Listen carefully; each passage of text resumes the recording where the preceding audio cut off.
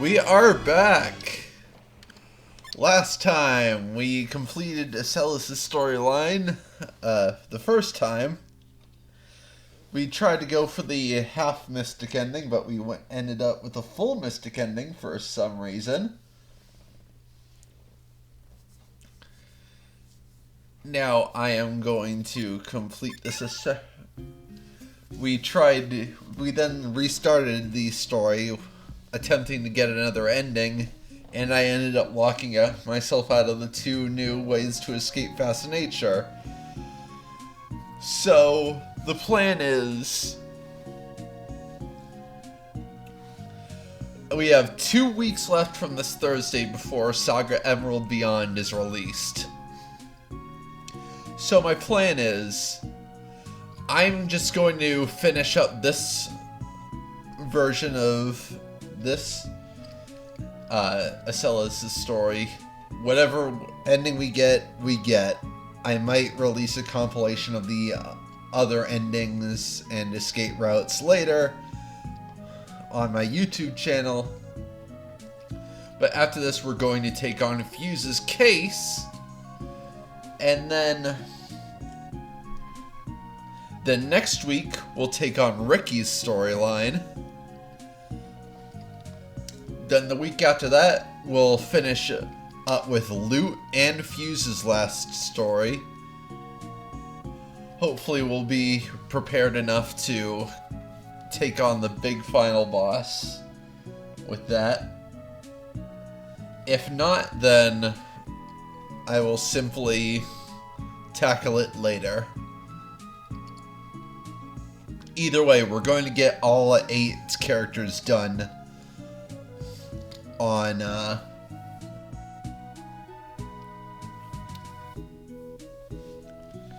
let's see,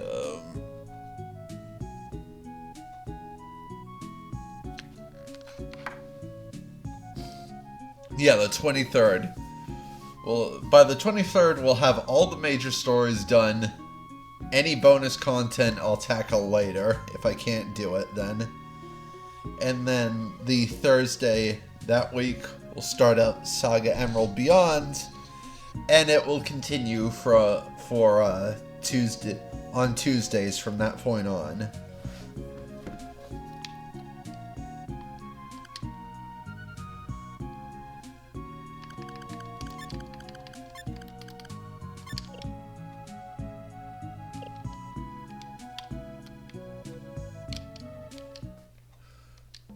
First off, let's head to Kurong, tackle a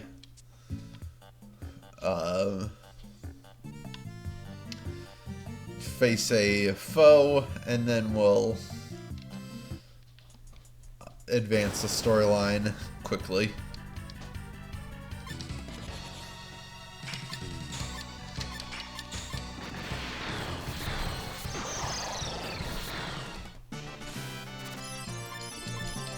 Whoops, I made a mistake.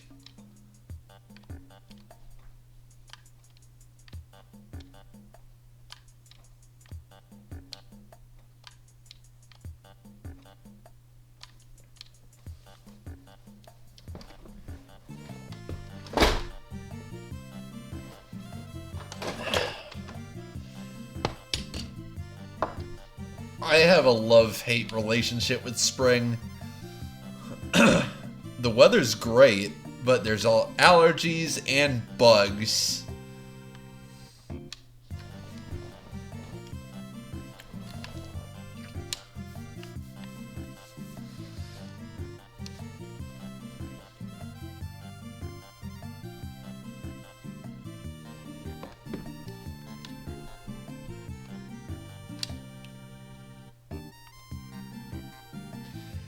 Hey, Devilman,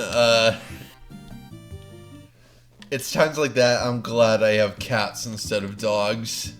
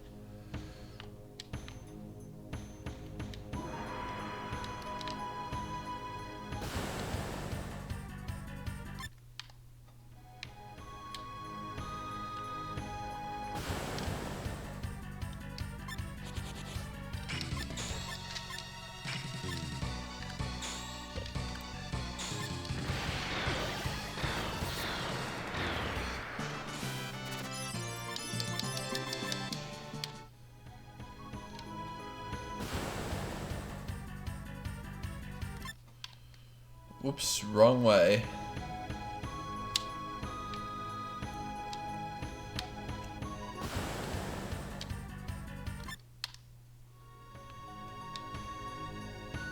There we go.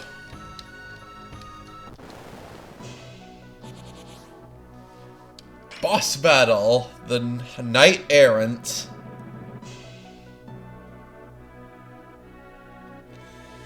Alright. 8,000 base HP, 68 strength, 54 mobility, 48 intelligence, 48 concentration, 54 psychic, 48 vitality, and 88 charisma. Has fascination, phantasm shot, hunting shot, wing slap, and gliding spikes.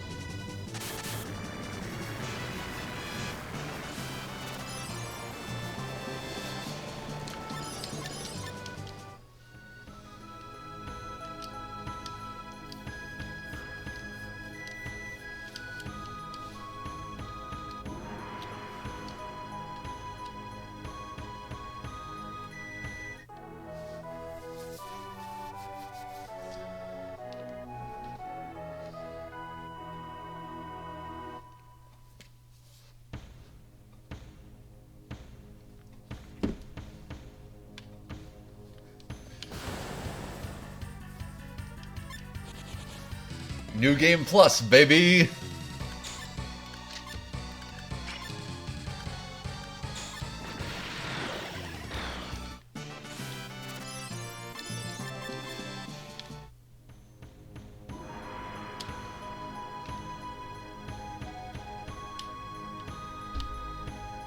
Now let's get out of here and head to the one of the next possible locations to advance the plot. Alright. There is one in Shinro.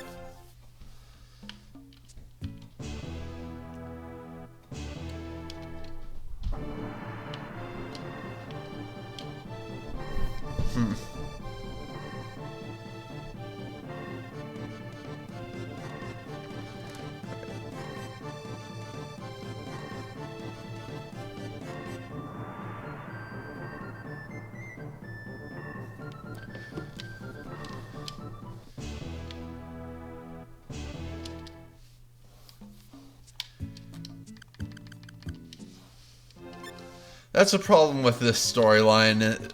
The event flags are completely random. You have 10 specific rooms that you need to... There we go! Back in the Dark Labyrinth.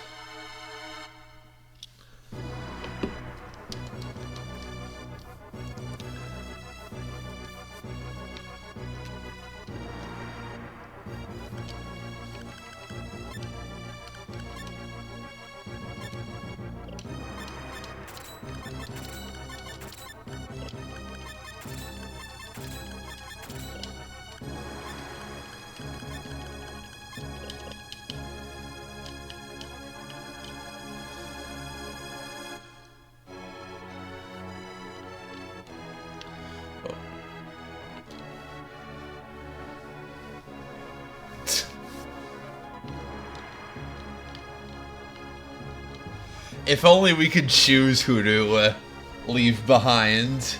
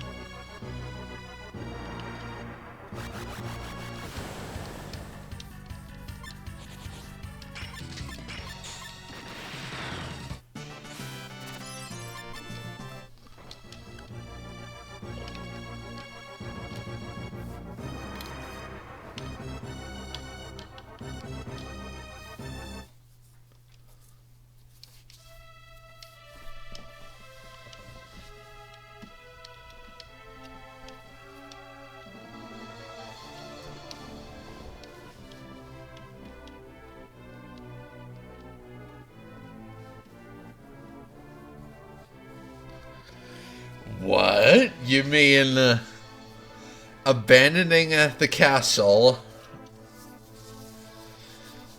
is disobeying you? Is disobeying your master? And killing everyone who he sends after you?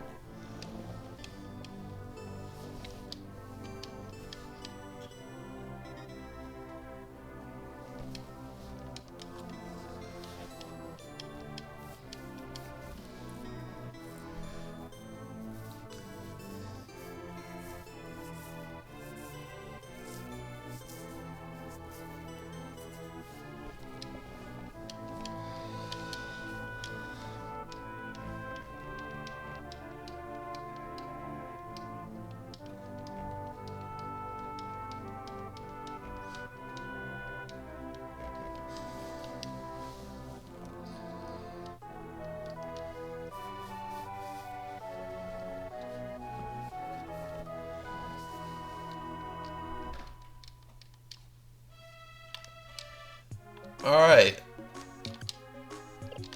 Now that we're free, we can get some more recruits. Hopefully this time we can actually recruit Princess Ray.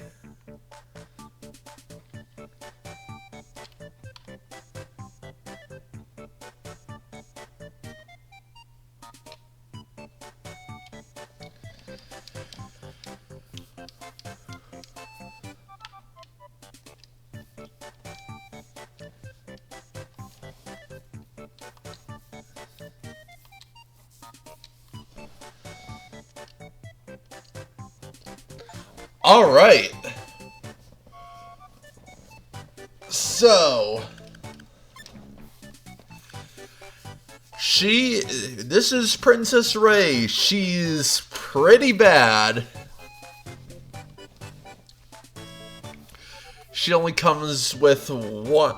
Her stats are pathetically weak for this point in the game, and you can't get her any earlier. By the time you're pretty much almost done with the storyline, by the time you can recruit her. She doesn't even have all three pieces of mystic equipment available. And her only, she does have one unique thing above everyone else. She has the gift for mirage magic. And all the spells automatically learned. But the thing is, we already know what... We've already seen mirage magic. It's literally just Phantasm Shot, but all the monsters it summons are separate attacks. So, having Cockatrice and Reaper available to select no matter what isn't that bad, but she needs some catching up. You can fix her stats quite easily by absorbing Suzaku's, but that doesn't excuse her poor base HP.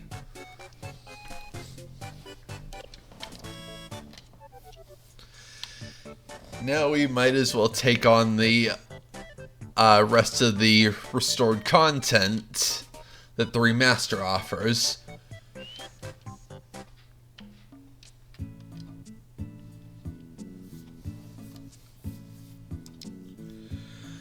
That's only because Thunder only is currently an awful monster form.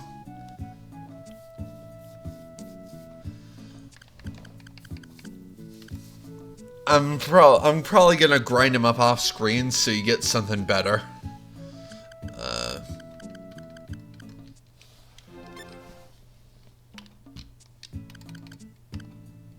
First off, we're gonna head to Aome.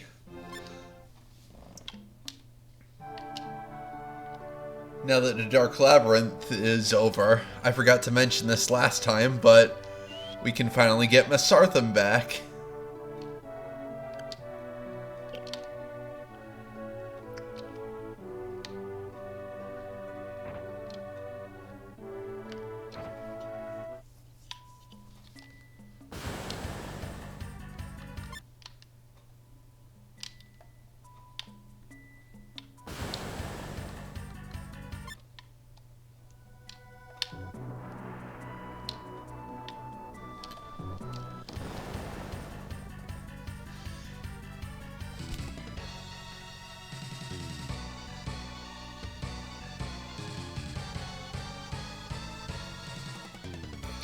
Alright, since we're here, I might as well talk about what the Devil Squid can do.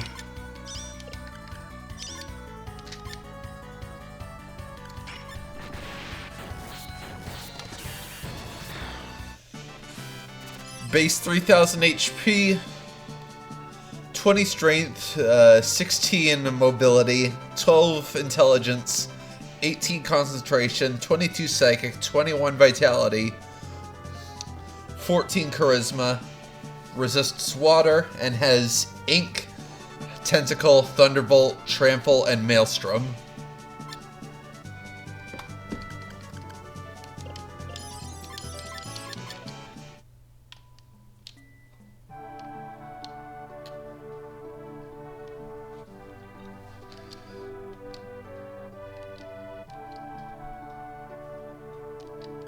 And you can't get the Sea Stone if, in any other scenario, you can choose to get her, to have her join or get an item from her, the Sea Stone. But in this case, you can't. You're gonna get her either way. But that's not such a bad thing, since she's one of the best mystics in the game.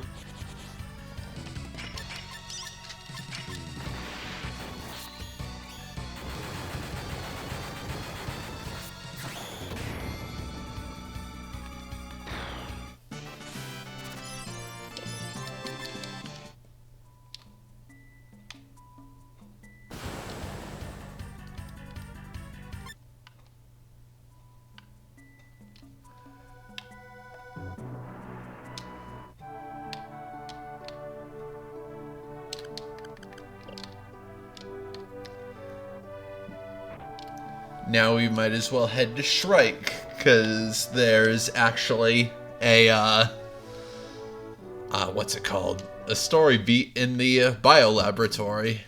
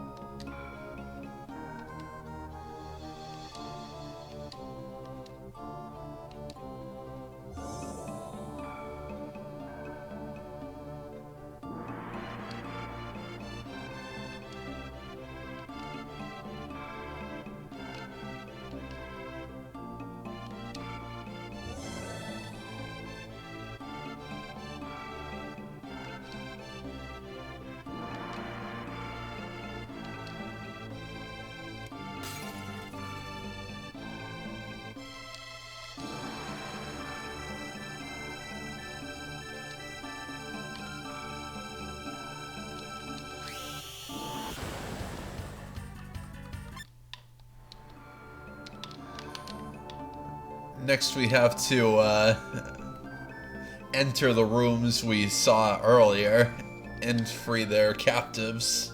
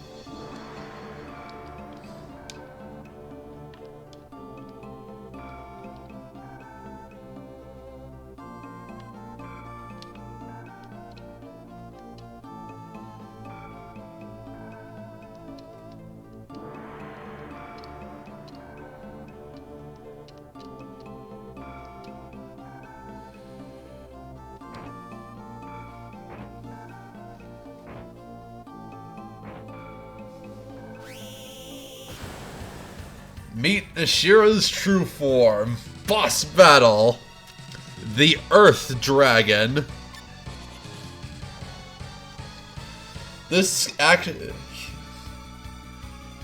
And due to Nashira's experiments on you, Asellus will have her life points reduced. Anyway, Earth Dragon.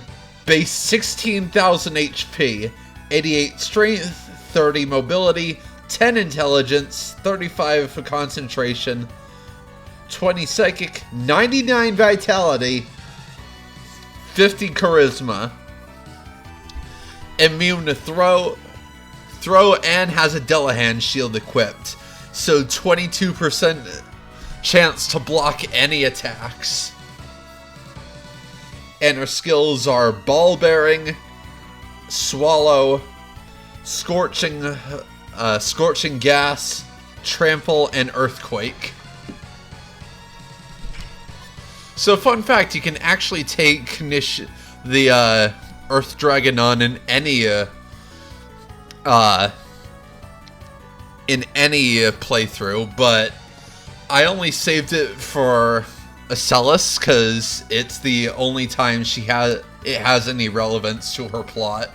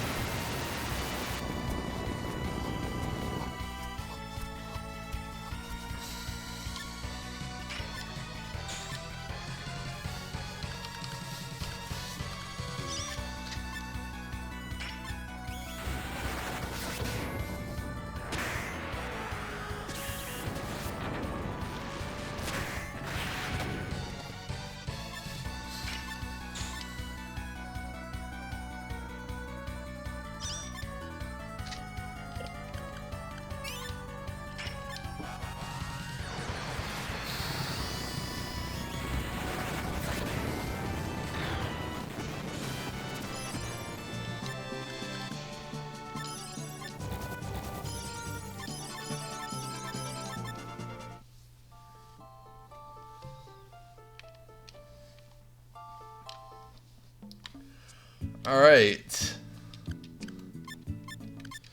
That's that taken care of. Might as well heal up first before we take on the next side quest. I was going to save this, save the biolaboratory for the...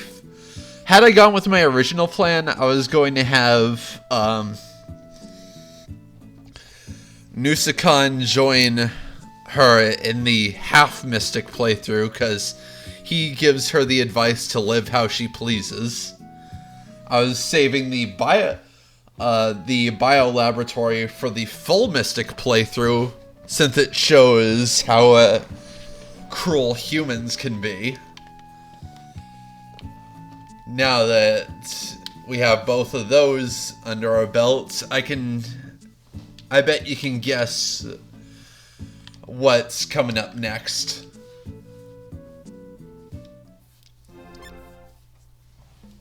It's time to take on the worst of the mystics have to offer. Aside from Orluge, of course.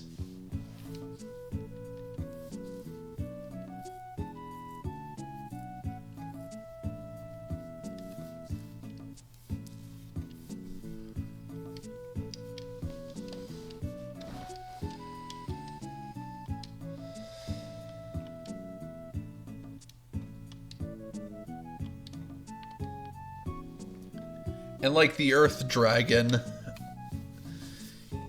you can take on Frodo in any playthrough. Well, except for Blue and Rouge for obvious reasons. Since they're not allowed to return to the Magic Kingdom until Endgame. And by the time you get there, the place is completely wrecked.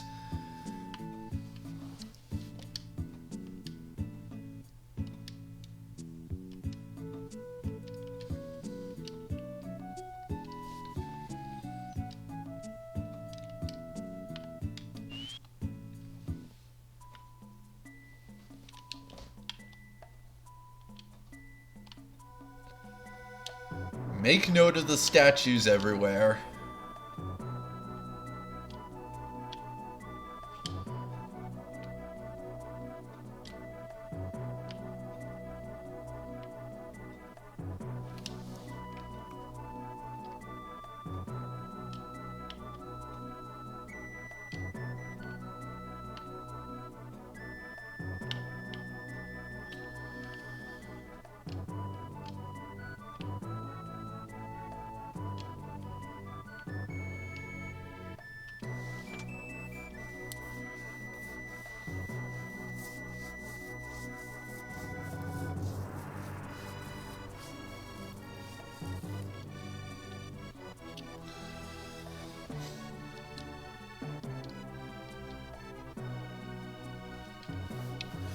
This is the major gimmick of Frodo's workshop.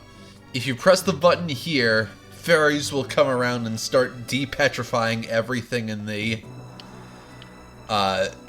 castle. If you want it to stop, you'll have to take down the fairies.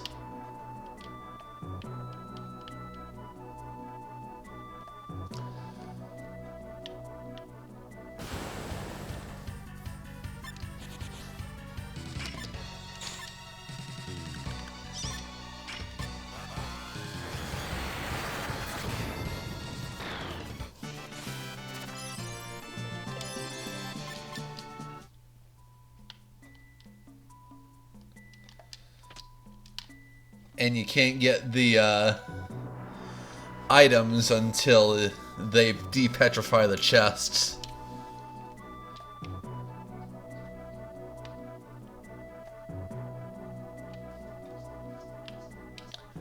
As soon as you kill the fairies, they'll return to their place in the center chamber, and you'll have to release them again.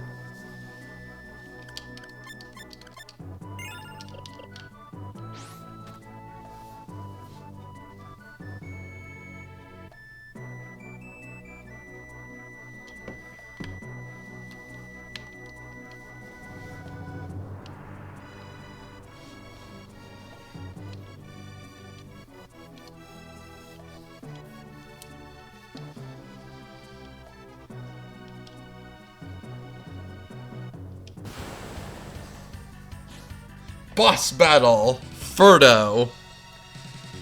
Base 7,500 HP, 50 strength, 50 mobility, 50 intelligence, 50 concentration, 50 psychic, 50 vitality, 50 charisma. Has glass shield, phantasm shot, mystic sword, mystic glove, mystic boots, sunray, poison mist, fascination, ill storm, gremlin touch, petrifying gas, and scream. In any other playthrough, you'll be able to fight him with everybody in your party, but for Asellus' quest, it is a dual boss, one-on-one.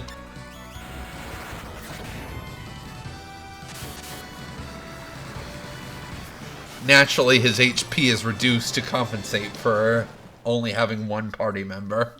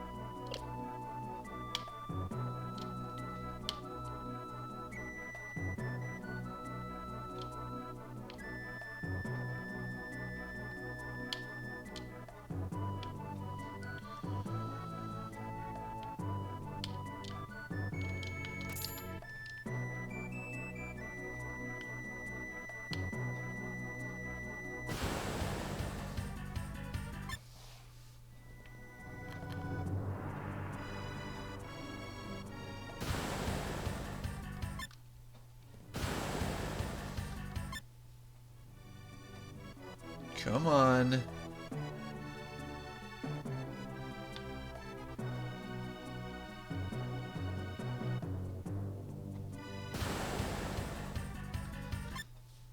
You only have one left. Just do it. Just do it!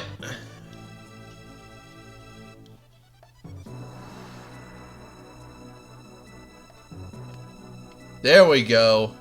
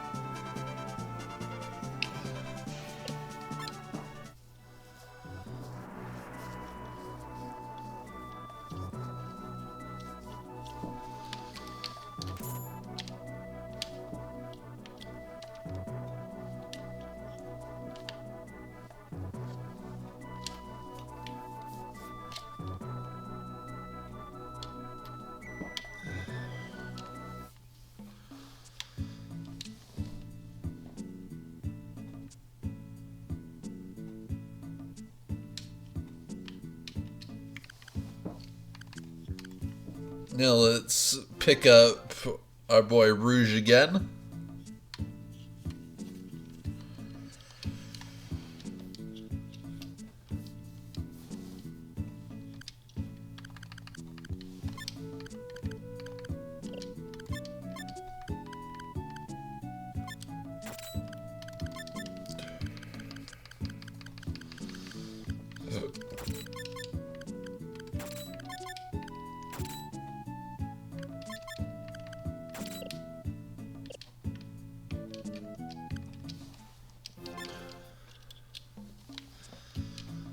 Might as well pick up Nusicon and then we'll finally head to Fascinature again.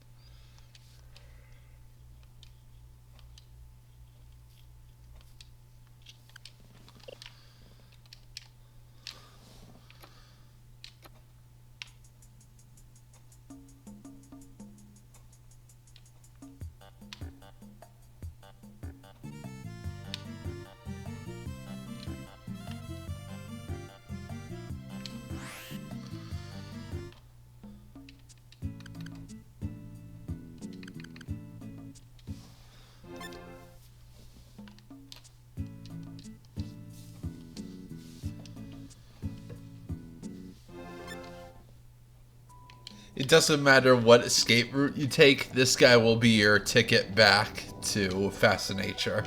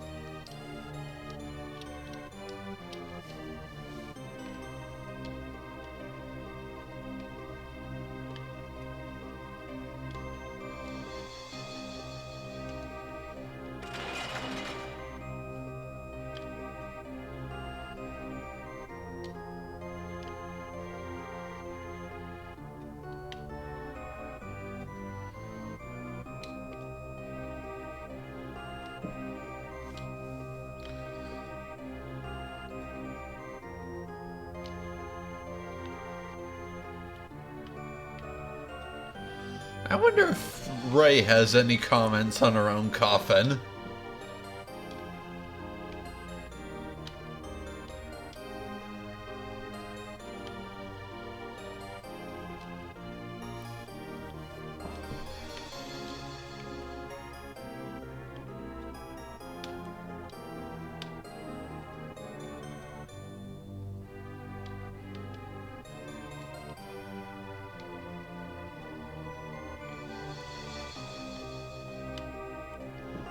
Now that we're back here, we might as well rob him blind.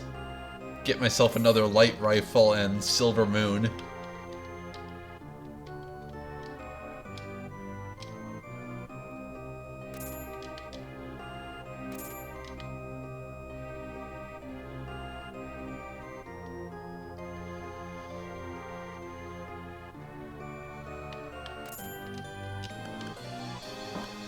I find it funny how, Mystics hate technology, yet Orluge keeps a gun in his treasure chamber.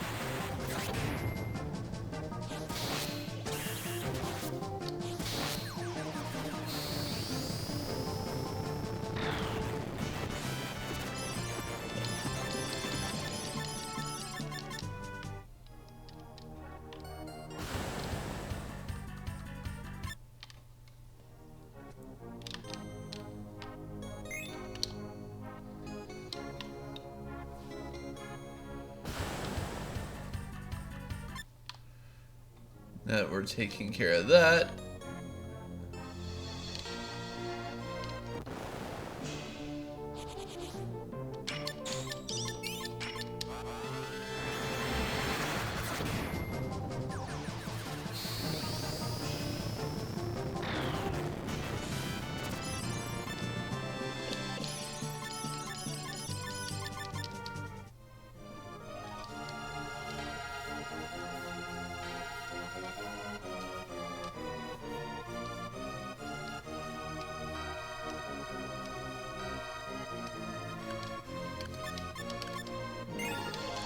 hopefully this locks us into either the half mystic or mystic ending. No, half mystic or full human ending.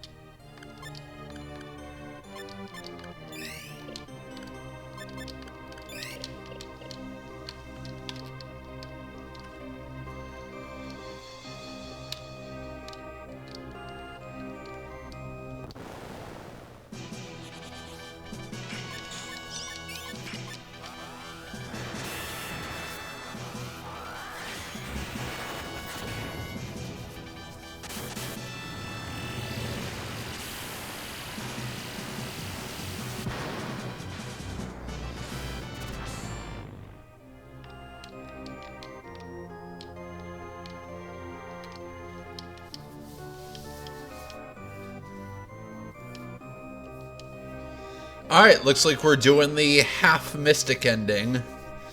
In the human ending, you challenge Rostaban.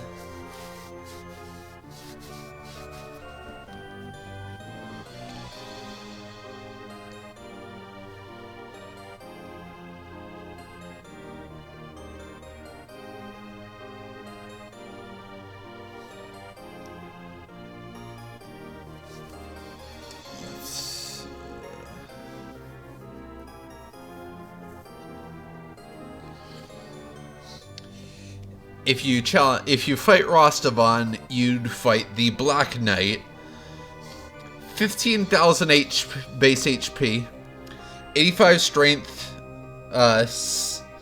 60 mobility, 32 intelligence, 44 concentration, 36 psychic, 48 vitality, 88 charisma, resists sleep and mental, and has lance, selection, him, Titus Wave, Head Trauma, Flash, and Gliding Spikes.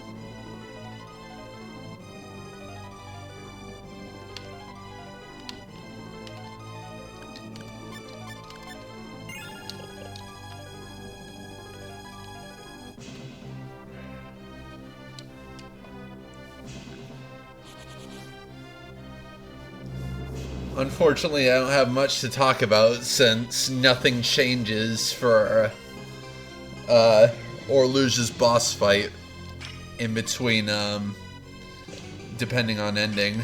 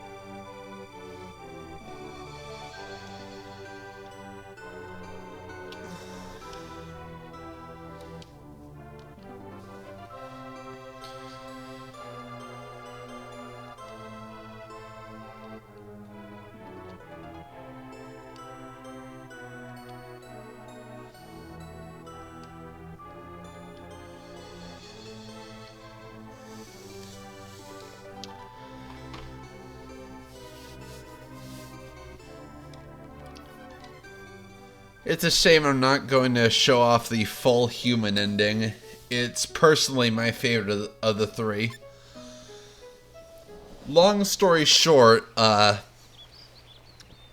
we cut to a grave with Gina, Zosma, White Rose, Ildan, and I think Misartham standing over it, revealing that Asellus had passed away, and they're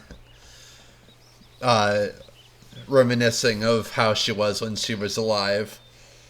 Then we get a photo album that shows while she may have passed away, she lived a long and full life, had a family, graduated from university, and ends with the photo you just saw with Princess Lion, Ray, and Misartham.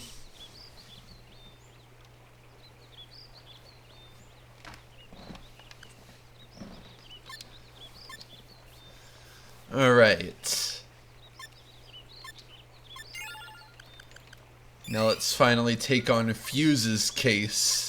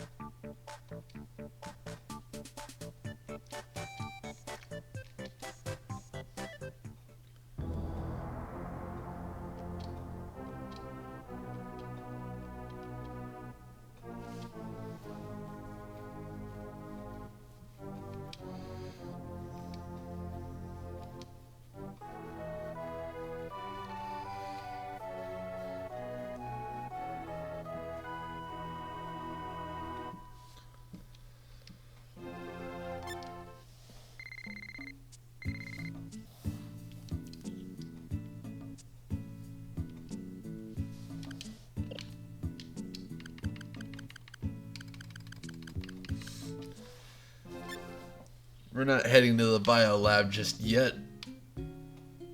We gotta get our party together.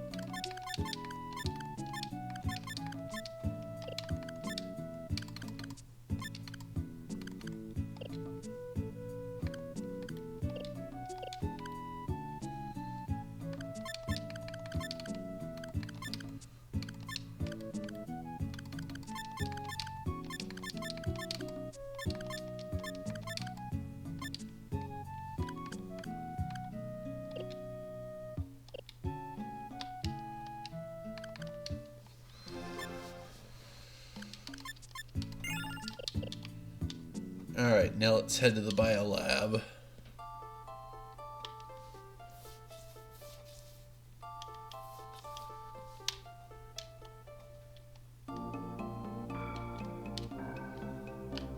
It's funny, cotton is completely optional. Still gonna get them though.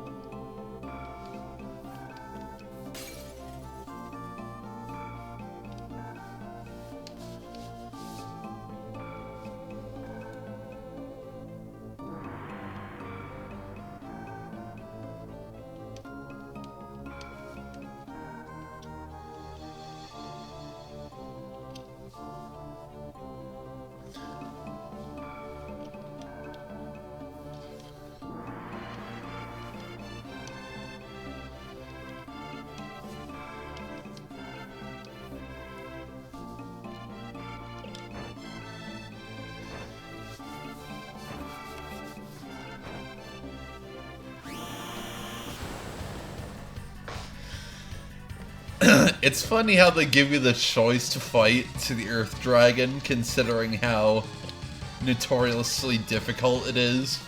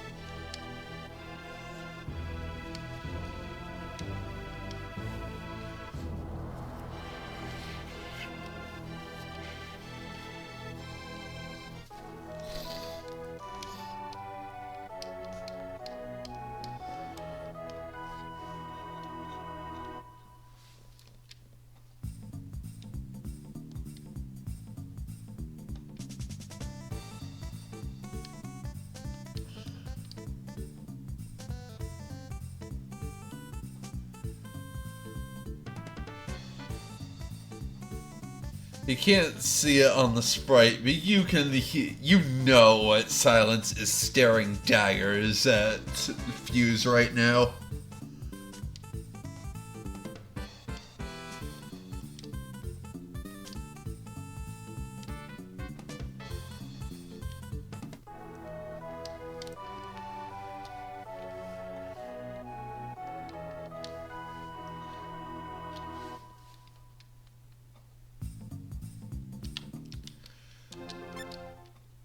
One thing I do want to do before we...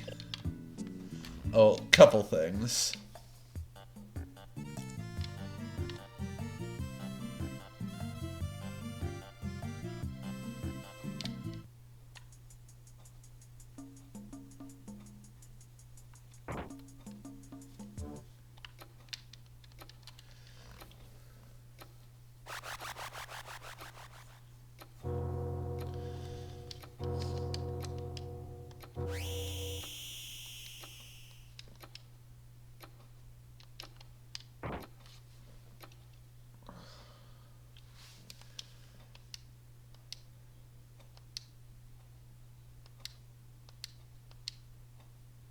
You can actually recruit Nusicon in this case. This is the only time he can join and is not required.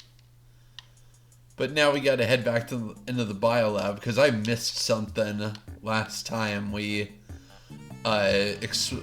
took on the Earth Dragon.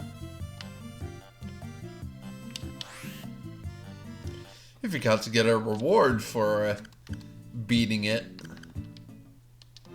No, not Manhattan, Shrike.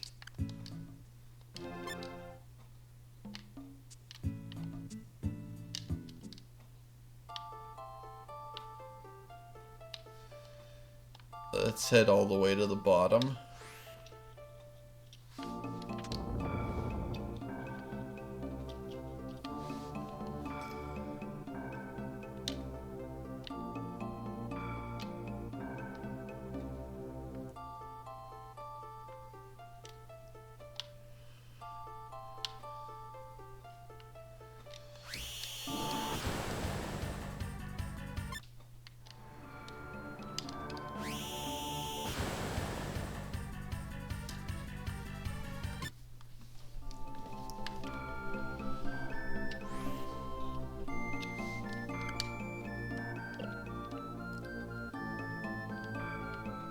If we head to the control panel here,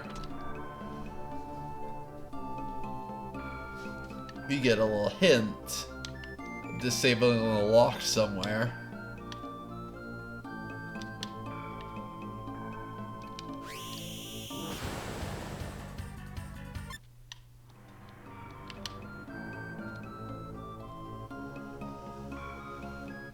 Now if we head this way, we can open this door. This is normally where you'd fight Nashira as the Earth Dragon in any other scenario. But now that we've dealt with her, we can take the treasure chest she was guarding. The Dragon Shield.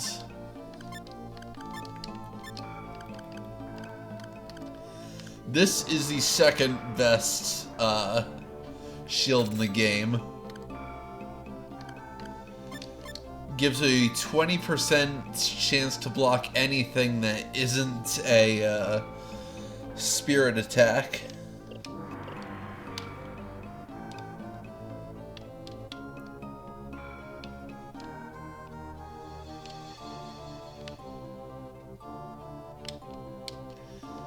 The Deluge Hand Shield is still superior and something you should try to farm for, but the Dragon Shield is no slouch either.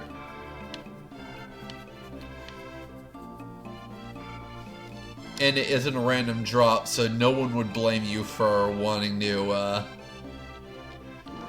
get one over it.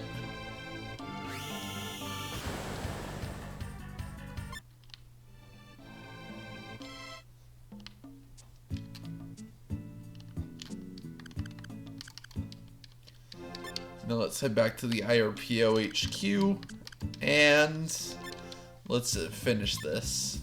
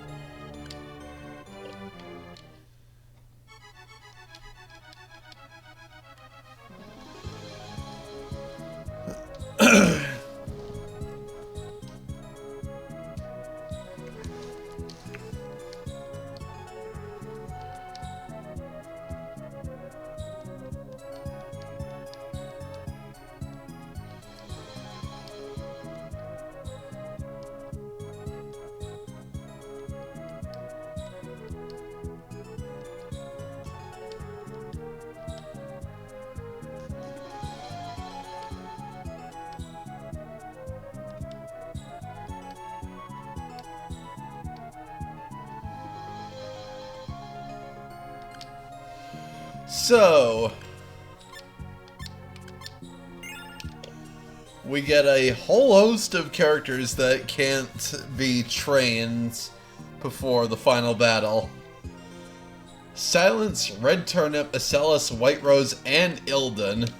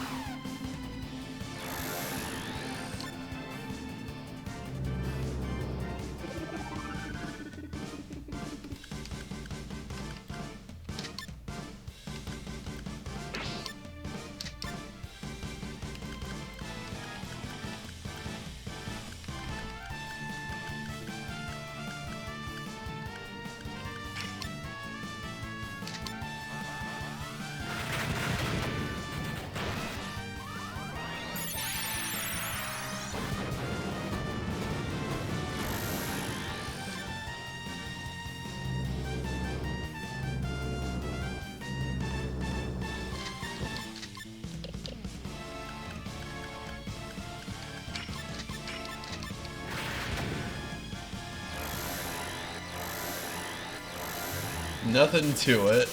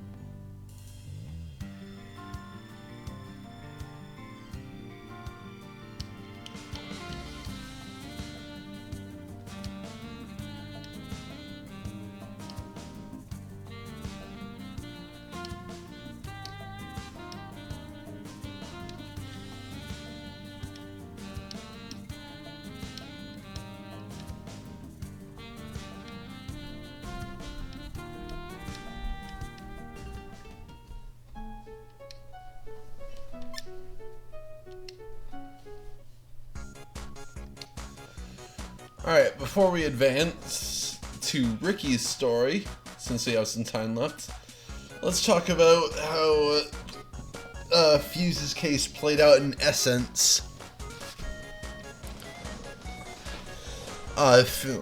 Asellus's case has one of the bigger changes to how it plays out. Instead of being sent to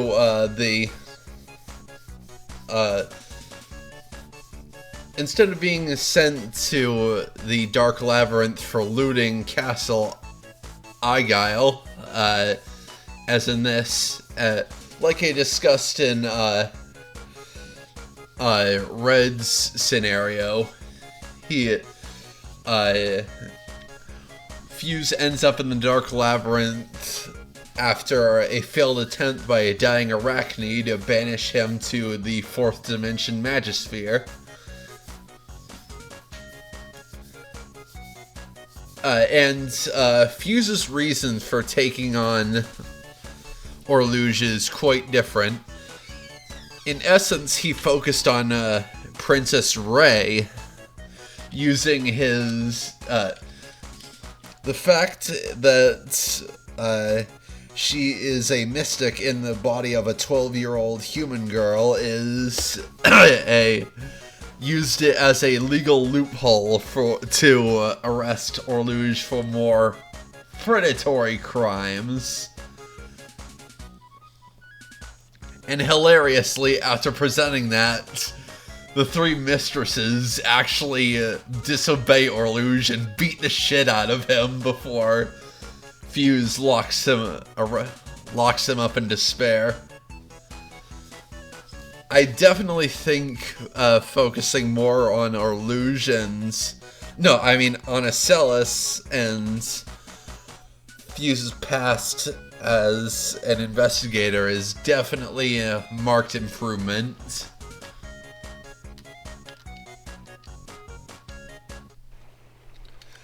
Alright.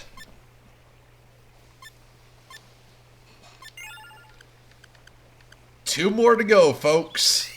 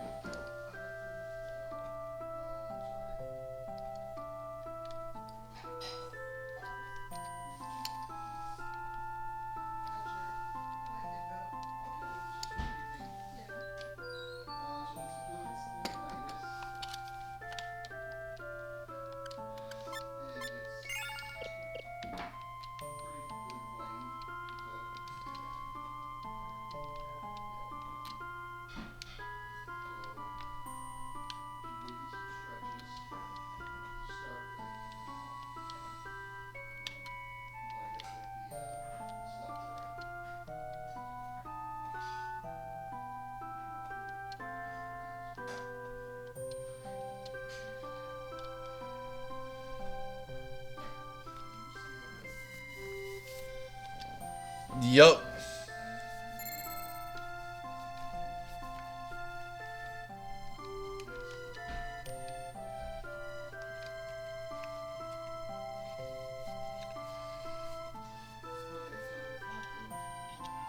That's just how monsters work.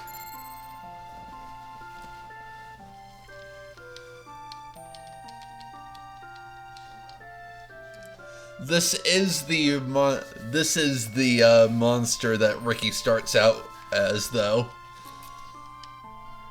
But since I recruited him in another story, I got the chance to train him.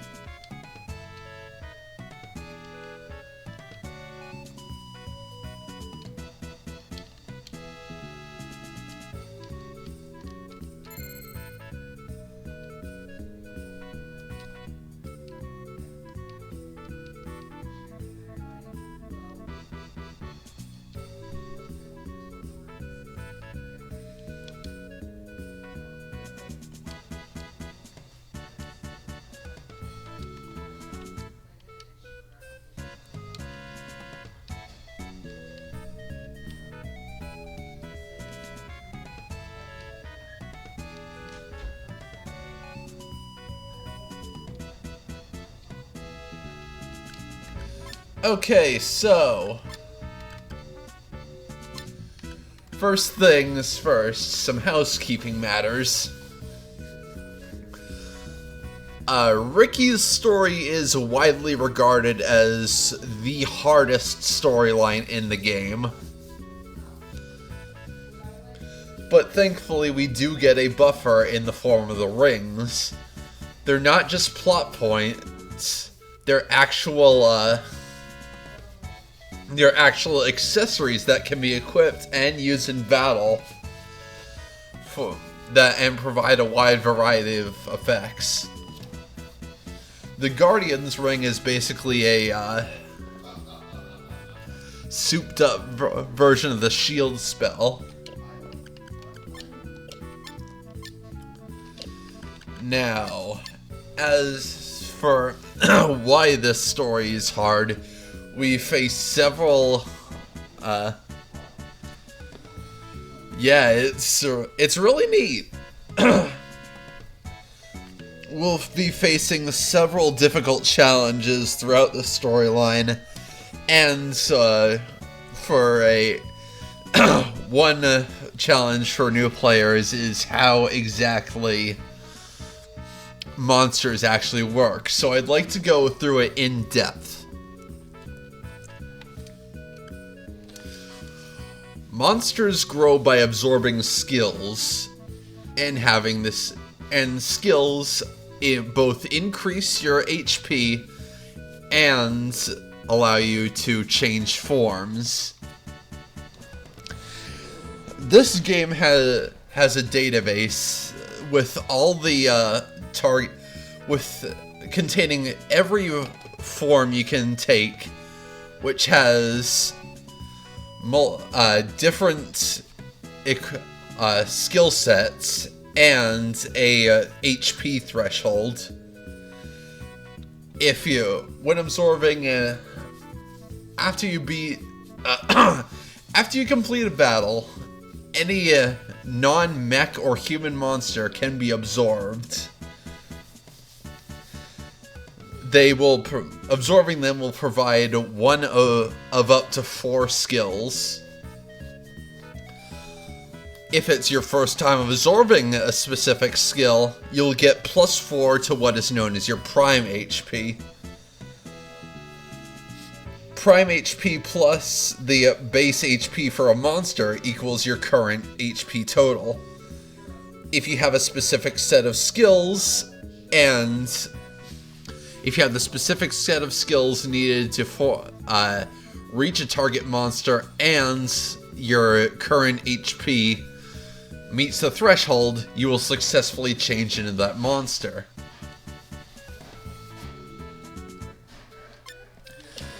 It's a bit complicated, but there's a GameFAQs thread that has a list of target monsters and the various skills needed to achieve them. As for equipment, they can only equip up to 4 accessories, and they will have up to 4 built-in items that allow you that give them their natural stats and resistances.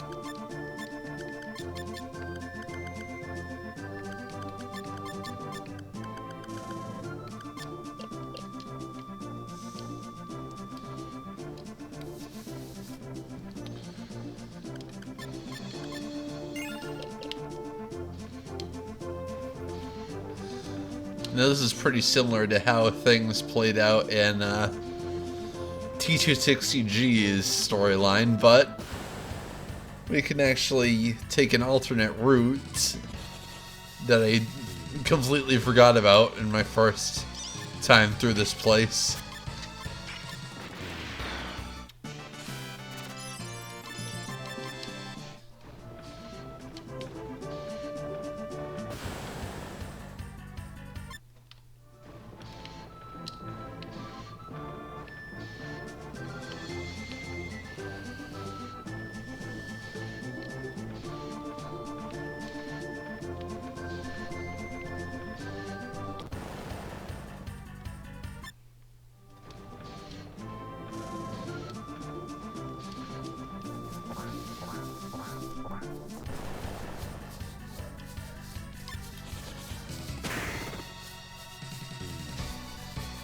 All right.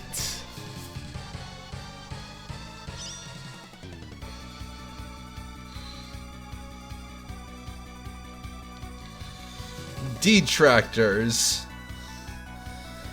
Base HP 85, 11 strength, 4 mobility, 3 intelligence, 3 concentration, 2 psychic, 6 vitality, and 2 charisma. And they have tackle as a skill.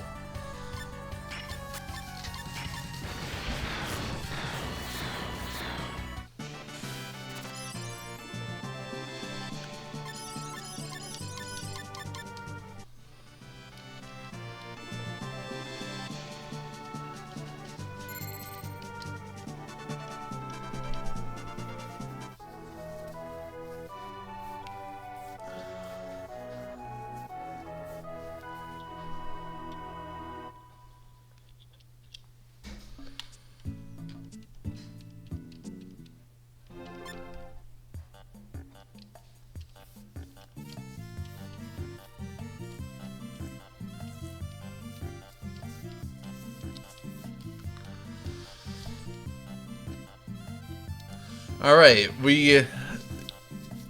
this will serve as our hub. We'll take on several quests.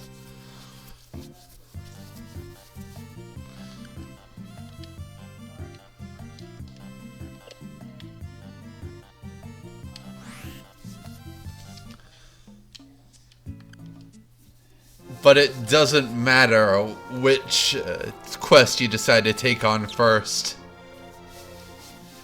You're gonna get swallowed up by Tanzer.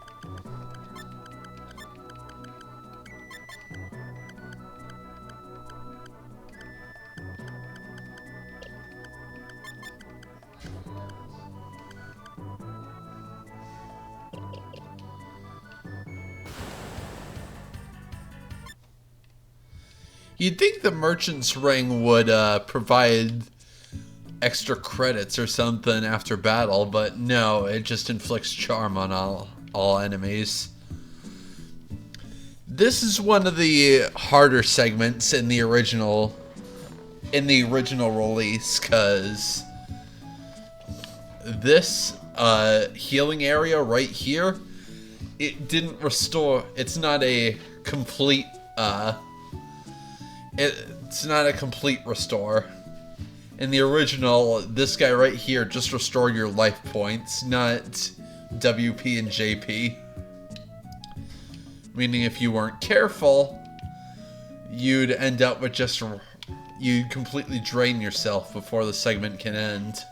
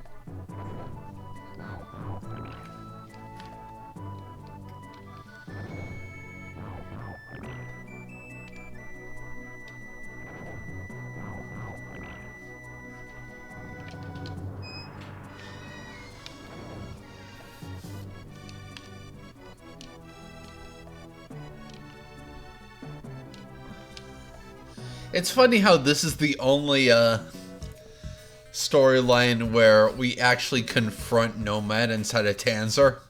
Not even Red can... everyone can come here, but it's only relevant in Ricky's storyline. Not even Red, since fleeing from the Cygnus is what got Nomad trapped in here in the first place. Or Fuse, since, you know, she's a bandit, and he's a police officer.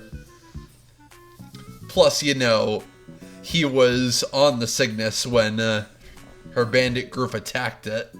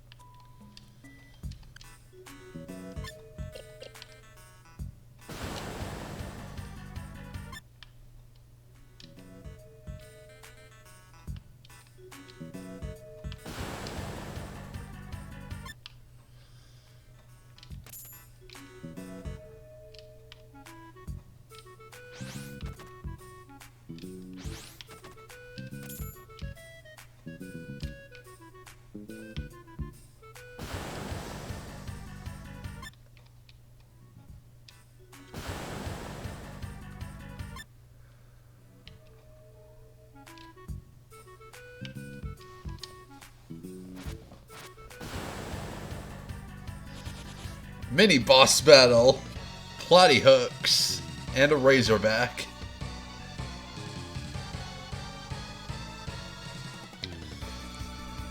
Base 1,800 HP. 18 strength, 24 mobility, 8 intelligence, 19 concentration, 38 psychic, 12 vitality, 14 charisma. immune to water attacks, and has Sharp Shot, Beak, Sweep, Pheromone, Water Cannon, and Poison Grip.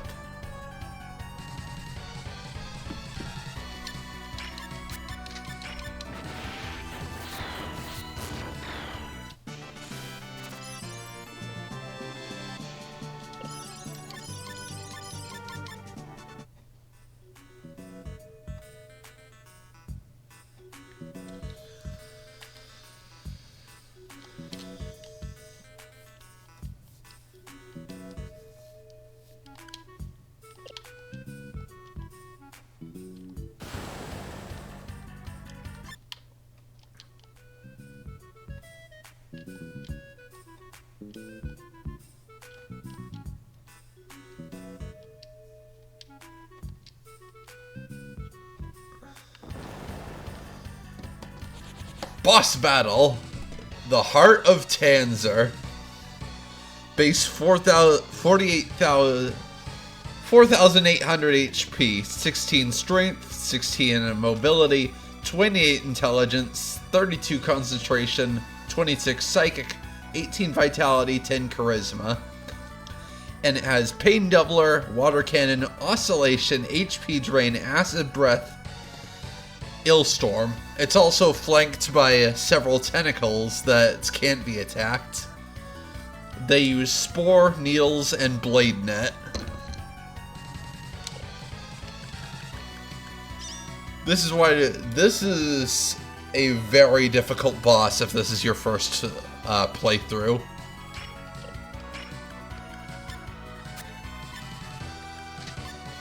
But thankfully for us, this isn't our first playthrough.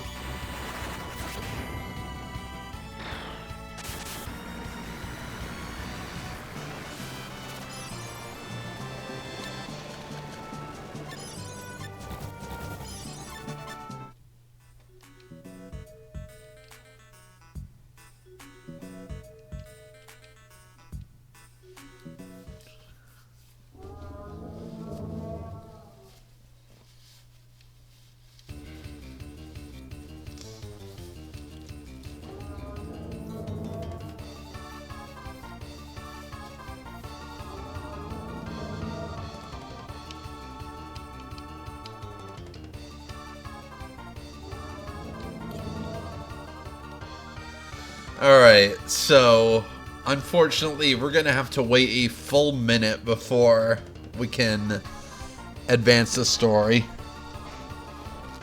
No, literally, there's no other way to do it. We have to wait a full 60 seconds.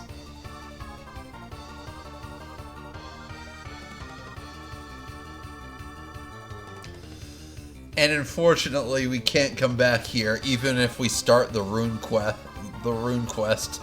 So we can't recruit Slime at all. Which is a shame, because I'd love to have a party of full monsters for this scenario.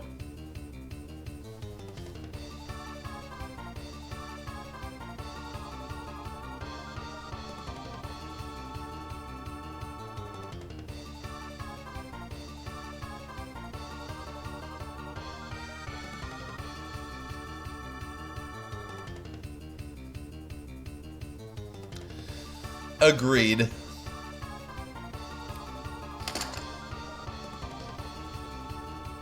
I also love how the different races grow through different methods. It's a bit complicated if you take it all at once, but once you figure it out, it's fun and unique. And another part of why I'm looking forward to SaGa Emerald Beyond later this month.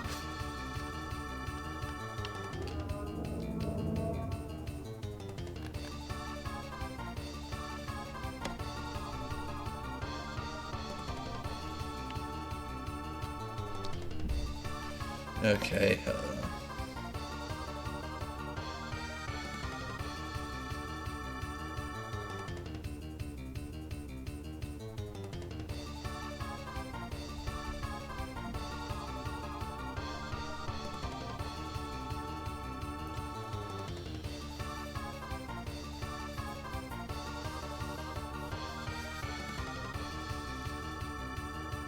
Gonna use a stopwatch to time out a full minute.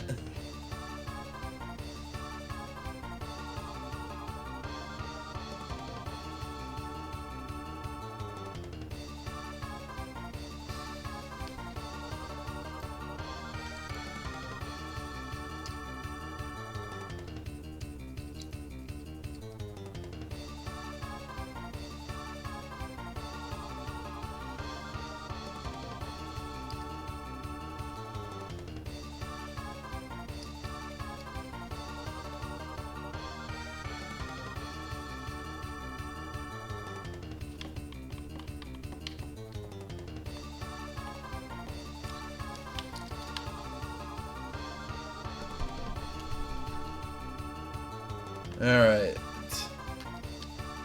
There we go.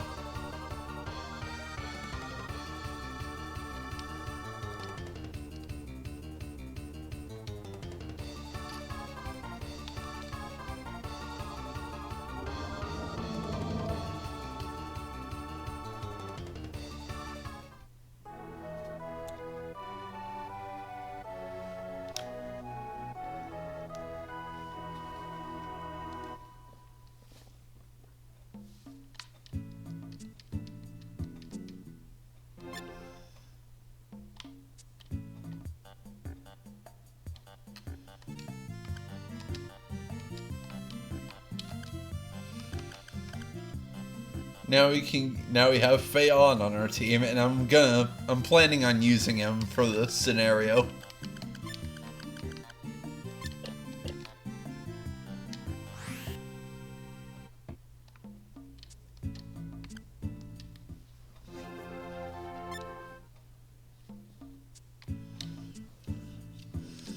We also get the Thieves' Ring.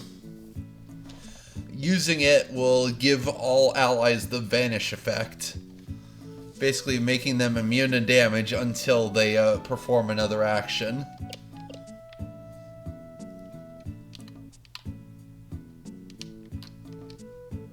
Wait, wrong tomb.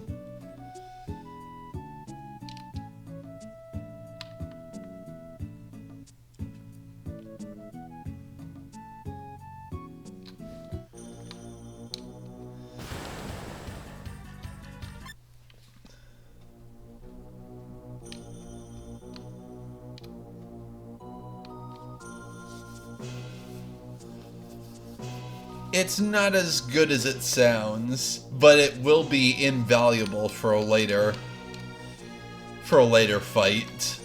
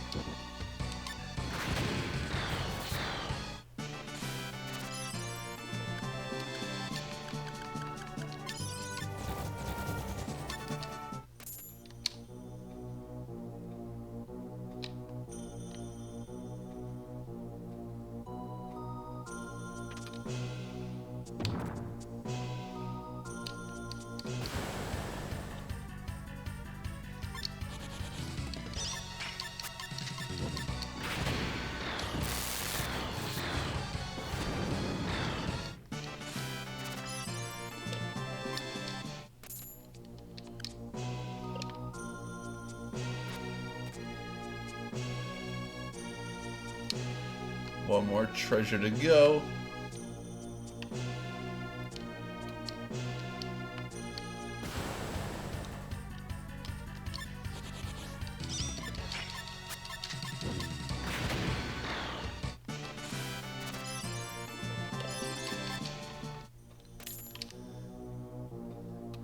Now that we have the 3 regalia.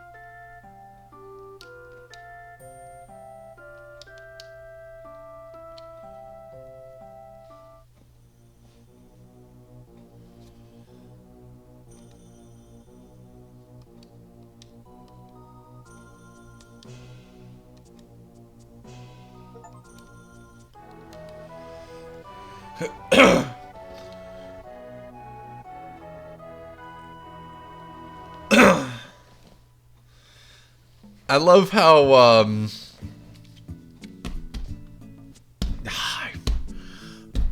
blanking on her name! Series artist! Ugh!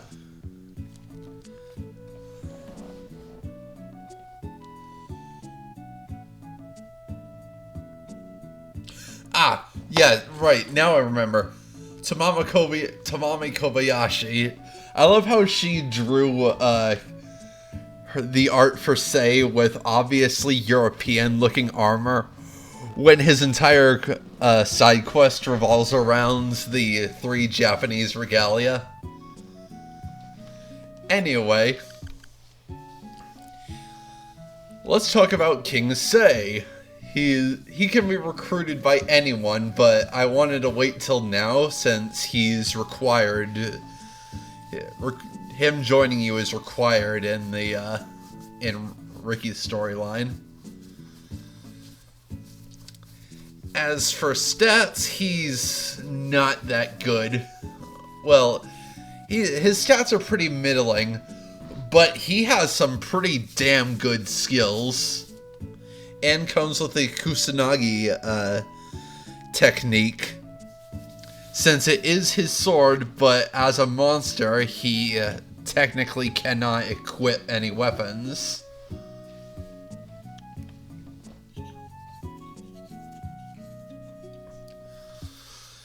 If you, regarding the Death Lord, he needs the Kusanagi and him skills to keep it.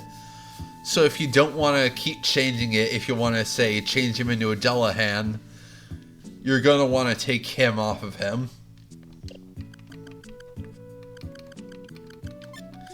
And we get the Warrior's Ring, a ring that buffs all allies' attack.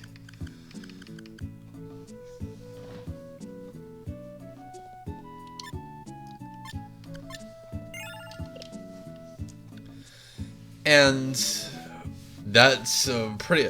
almost every character in the game recruited. We only have one left, and unfortunately she's exclusive to Loot's storyline.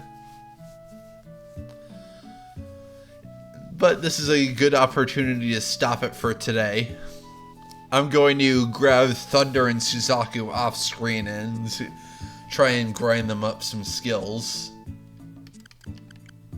Thanks for tuning in. I hope to see you again next week. Take care. Ha!